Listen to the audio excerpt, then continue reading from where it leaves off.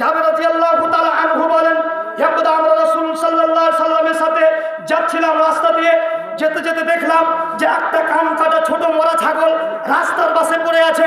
তখন আল্লাহ রাসূল সাল্লাল্লাহু আলাইহি ওয়াসাল্লাম আমাদেরকে বললেন, সাহাবীগণ, তোমরা কি এই কান কাটা ছোট মরা ছাগলটি 1 দিরহামের বিনিময় তোমরা কি কেউ কিনতে চাও?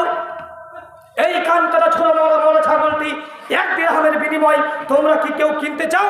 তখন সাহাবীগণ বলেন, আল্লাহর নবী, এই কান কাটা ছোট মরা ছাগলটি নিয়ে আমরা কি করব? এর কি মূল্য রয়েছে? এত কোনো মূল্য নেই। এই কান কাটা ছোট মরা ছাগলটিকে নিয়ে আমরা কি করব? একে তো আমরা কোনো কিছু মূল্যে আমরা নিব না। একে তো 1 দিরহামের বিনিময় দূরের কথা, একে তো আমরা ফ্রিতে নিব না। কিন্তু এত কোনো মূল্য নেই, একে নিয়ে আমরা কি করব? তখন রাসূল সাল্লাল্লাহু আলাইহি ওয়াসাল্লাম বলছেন, সাহাবীগণ তোমরা শুনে রাখো, হে সাহাবীগণ তোমরা শুনে রাখো, এই কান কাটা ছোট মরা ছাগলটি তোমাদের কাছে যত তুচ্ছ, এই কান কাটা ছোট মরা ছাগলটি তোমাদের কাছে যত তুচ্ছ, আল্লাহ রাব্বুল আলামিনের কাছে দুনিয়া তার থেকে অনেক গুণ বেশি তুচ্ছ। আল্লাহ রাব্বুল আলামিনের কাছে দুনিয়া তার থেকে অনেক গুণ বেশি তুচ্ছ। আপনি বলুন দুনিয়ার কি মূল্য?